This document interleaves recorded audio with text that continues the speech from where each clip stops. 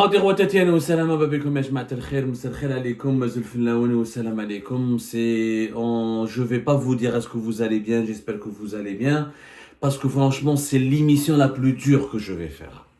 Mais franchement c'est l'émission la plus dure, c'est une émission qui me déchire le cœur parce que nous sommes arrivés à un point extrêmement dangereux de développement dans les relations bilatérales entre l'Algérie et le Maroc. Je le dis en toute sincérité. Cette fois-ci, je m'excuse auprès de mes compatriotes algériens. Vous n'allez pas me dire à cause du Maroc, le Makhzen, Israël, parce que rien ne peut justifier ce qui a été fait aujourd'hui par le gouvernement algérien, par le régime Tebboune. Le régime Tebboune a commis ce qu'il vient de faire là. La décision qu'il vient d'adopter maintenant, elle est injustifiable. T'as un problème avec le gouvernement marocain, t'as un problème avec le roi marocain, avec le cousin du roi, avec les services de renseignement marocains, avec les autorités marocaines. Ça, on l'a compris, c'est une divergence politique. Il n'y a jamais été question d'impliquer le peuple marocain et le peuple algérien dans ce différend politique.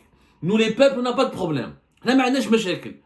Il y a des mariages mixtes entre les Algériens et les Marocains, il y a des couples mixtes, il y a des familles communes, il y a des noms, il y a des cousins, il y a des relations historiques, géographiques, religieuses, spirituelles, il y a un partage de l'histoire, de la géographie, de la spiritualité et de la foi. Il y a tellement de métissage entre les Algériens et les Marocains que dans plusieurs régions du Maroc comme de l'Algérie, on ne sait plus distinguer qui est Marocain et qui est Algérien. Et le métissage entre Algériens et Marocains est encore plus important que la diaspora. Le régime algérien, contre toute attente, on avait cette information. On avait l'idée, Sma'na Bli Tebboune commence à cultiver une idée totalement folle, une idée extrêmement dangereuse, un acte d'un extrémisme ignoble. Je dis bien un acte d'un extrémisme ignoble. Mais on pensait qu'autour de Tebboune, qu'on allait le ralentir, qu'au sommet du régime algérien, on allait le calmer, qu'on allait lui dire, voilà, monsieur le président, il faut pas quand même aller jusque-là. Il faut pas épingler tout le peuple marocain. Il faut pas aller jusqu'à menacer tout le peuple marocain. Parce que c'est ce qui a été fait. Qu'est-ce que c'est cette mesure? De quoi on parle aujourd'hui? L'Algérie a décidé, pas l'Algérie, le régime algérien. Parce que cette décision n'émane pas du peuple algérien. Et je ne crois pas que le peuple algérien aurait pris une telle décision. Pour dire en toute honnêteté, connaissant les valeurs de fraternité et les valeurs de générosité et d'hospitalité du peuple algérien, le peuple algérien n'aurait jamais pu prendre une telle décision. Le régime Tebboune, parce qu'aucun autre régime ne l'a fait auparavant, à l'exception dans les années 90, dans un cas extrêmement grave et inédit dans les relations algéro-marocaines, l'Algérie avait riposté à une décision marocaine, elle a imposé le visa et elle a fermé les frontières. Ça, c'est un cas à part dans la décennie noire. On va en parler étape par étape, doucement, mais sûrement, beaucoup de pédagogie.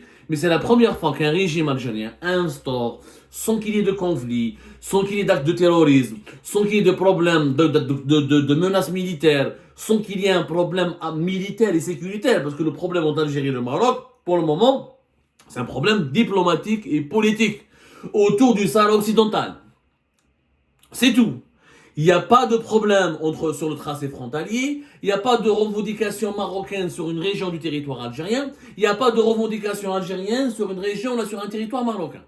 Il n'y a aucun problème à l'exception que le Maroc a normalisé ses relations avec Israël. Ça, c'est une question interne, c'est entre eux, leur gouvernement, leur roi et le peuple marocain. Il a un roi, il a un gouvernement. Ils n'ont qu'à se débrouiller entre eux. Comme nous, les Algériens, on a le droit d'avoir des relations avec n'importe qui. Mais aujourd'hui, le ministère algérien des Affaires étrangères, il a annoncé l'instauration d'une obligation d'un visa d'entrée au territoire algérien pour tous les ressortissants marocains. Pour tous les ressortissants marocains. C'est-à-dire que tout Marocain détenteur d'un passeport marocain, il doit aujourd'hui demander un visa pour pouvoir venir en Algérie. C'est une première. Une première en temps de paix. Parce qu'il n'y a pas de guerre officiellement déclarée, ni de tension militaire ou sécuritaire entre les deux pays ou à la frontière des deux pays. Qu'est-ce qu'il a dit le ministère des Affaires étrangères? Le gouvernement algérien, voici le communiqué, a décidé de rétablir avec effet immédiat l'obligation d'obtention du visa d'entrée au territoire national pour tous les ressortissants étrangers détenteurs de passeports marocains. C'est ce que dit le ministère des Affaires étrangères. Ce que ça signifie que tous les Marocains ont l'obligation, à partir d'aujourd'hui, 26 septembre 2024, de demander un visa d'entrée pour venir en Algérie. Qu'est-ce qu'il dit le communiqué encore? L'Algérie, mue par des valeurs, regardez comment c'est écrit, il faut vraiment avoir la haine, il faut vraiment être irrationnel pour écrire de telles choses. L'Algérie, mue par des valeurs de solidarité, tissé par les liens humains et familiaux qui unissent les deux peuples frères, algériens et marocains, avait évité lors de la décision de rupture des relations diplomatiques avec ce pays, le Maroc en l'occurrence, en août 2021, de remettre en question la liberté et la fluidité de la circulation des personnes. Profitant du régime d'exemption des visas, malheureusement le Royaume du Maroc s'est livré à diverses actions attentatoires à la stabilité de l'Algérie et à la sécurité nationale, avec l'organisation à grande échelle de réseaux et de crimes organisés, de trafic de drogue, d'êtres humains, de contrebande, d'immigration clandestine et d'actes d'espionnage, ainsi que le déploiement d'agents de renseignement sionistes, détenteurs de passeports marocains, pour accéder librement au territoire national. Ces actes constituent une menace directe sur la sûreté nationale de notre pays et imposent un contrôle ferme et strict que tous les points d'accès et de séjour en territoire national. Attends, mais c'est extrêmement grave. Les autorités algériennes accusent le Maroc d'avoir fourni des passeports marocains à des agents israéliens, à des espions israéliens. Donnez-nous les preuves. Attendez les preuves.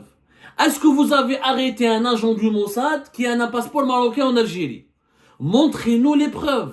Si l'Algérie avait, vous, un trafiquant d'armes, Kabyle, qui venait de Marseille à Bdjaïa, avec des pistolets, avec des armes de chasse, il a été arrêté, il a été filmé et montré à la télévision.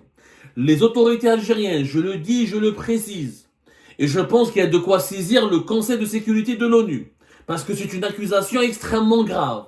Je me demande pourquoi la Ligue arabe, le secrétariat général de la Ligue arabe, le secrétariat général de l'Organisation de la Conférence islamique, des organisations qui regroupent l'Algérie, le Maroc et l'ensemble des pays arabes et musulmans, et devraient se mobiliser et demander des preuves aux autorités algériennes. Vous dites qu'il y a eu des espions israéliens qui avaient le passeport marocain. Montrez-les-nous. Montrez-les-nous.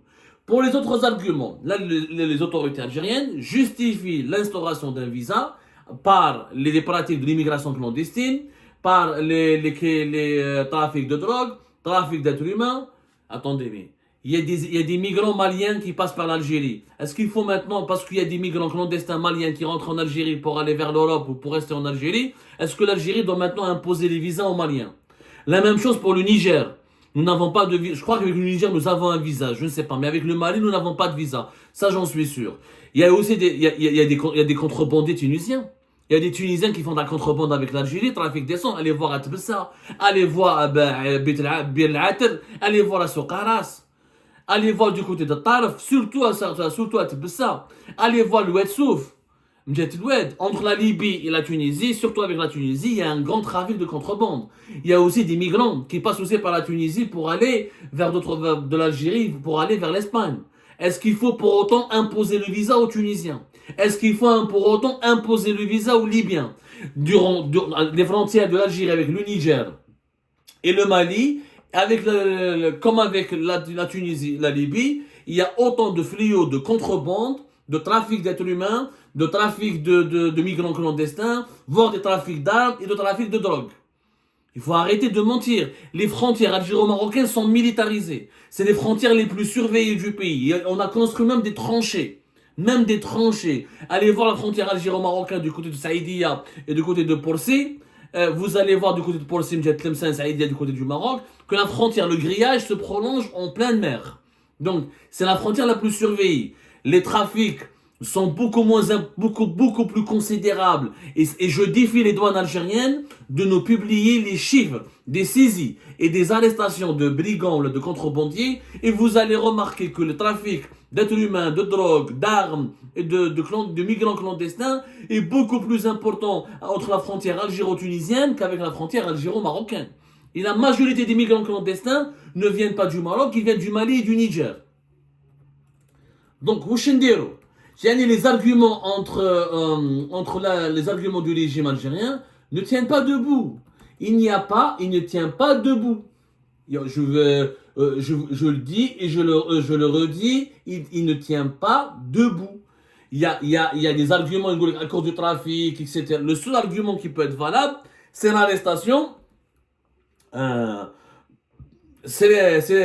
dirais-je? C'est l'arrestation d'espions israéliens détenteurs de passeports marocains. Donnez-nous vos preuves.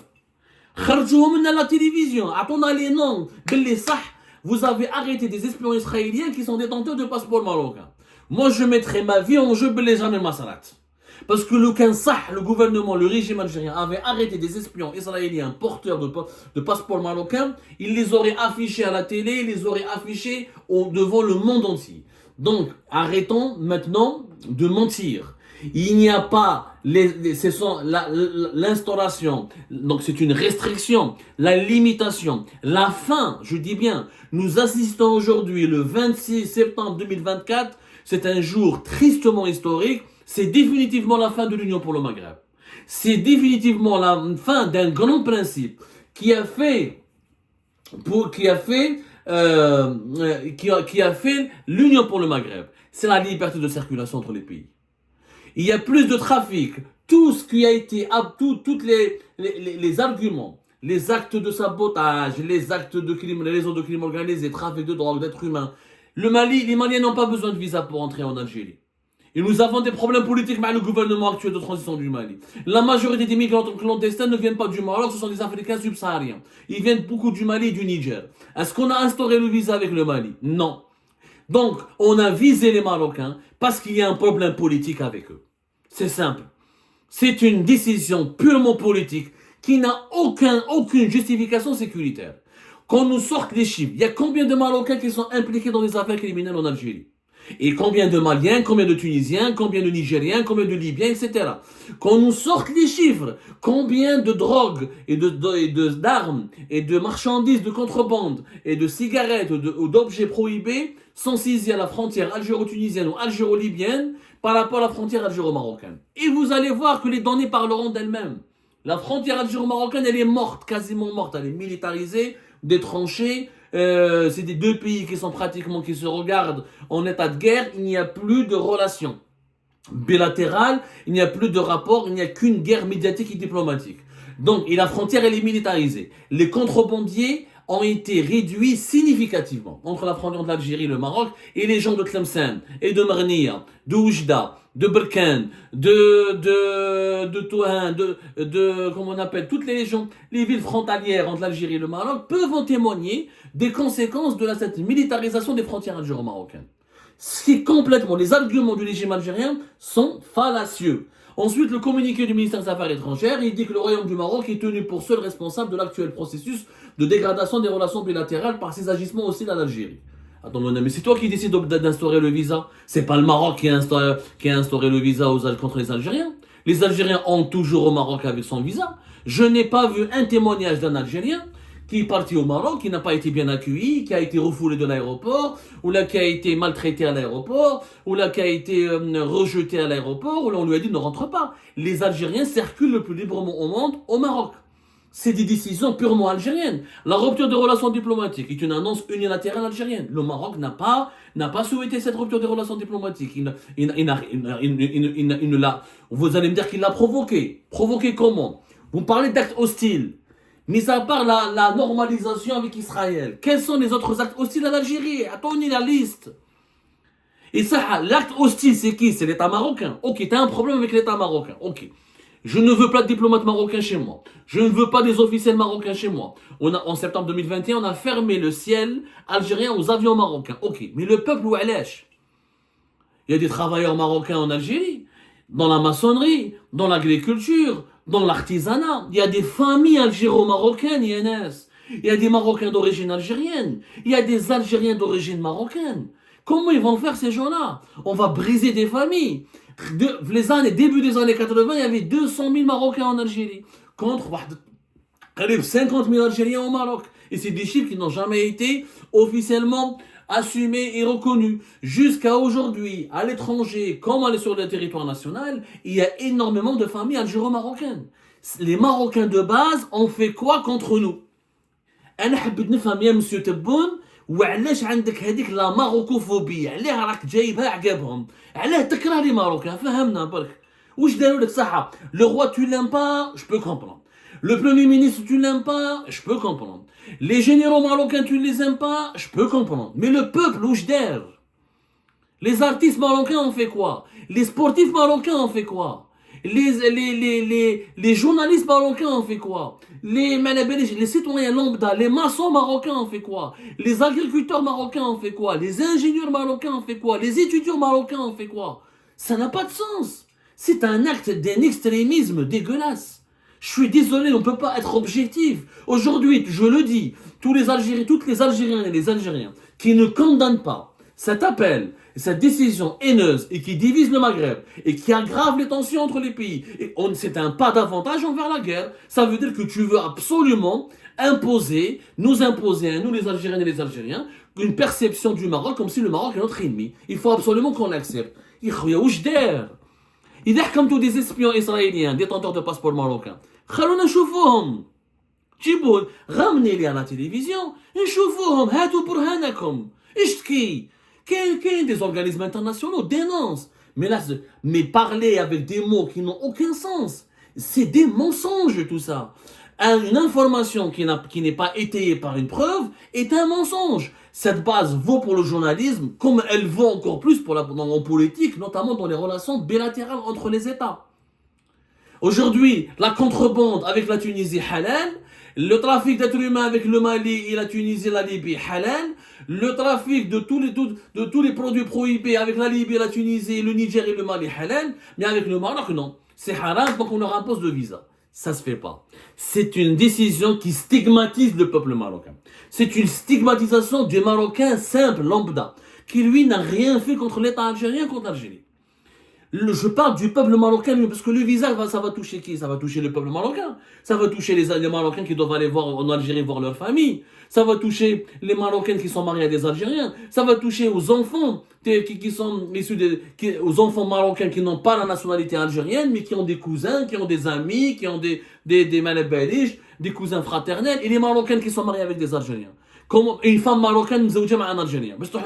باش تروح مع بلادها للجزائر. Il lui faut un visa. Ou la quoi, elle doit demander la nationalité algérienne pour ne pas avoir le visa. Eh bien, et le Marocain qui est marié avec une Algérienne et qui veut venir en Algérie avec sa femme, il va faire comment? Il doit demander le visa. Ça se fait pas, Yanes. C'est un extrémisme. Mais qu'est-ce que il va dire à te boul'ib عليك?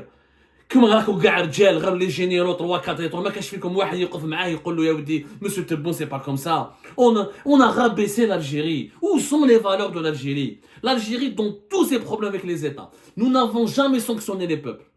Nous n'avons jamais sanctionné les peuples. Nous n'avons jamais l'État algérien ne s'est jamais attaqué dans son histoire à des citoyens d'un État avec lequel on avait des problèmes qui impliquaient uniquement ses dirigeants. On n'a jamais touché le citoyen lambda. On a toujours été un pays accueillant pour les Africains et les Arabes et les musulmans en général. C'est pas ça. Ça, c'est une honte absolue.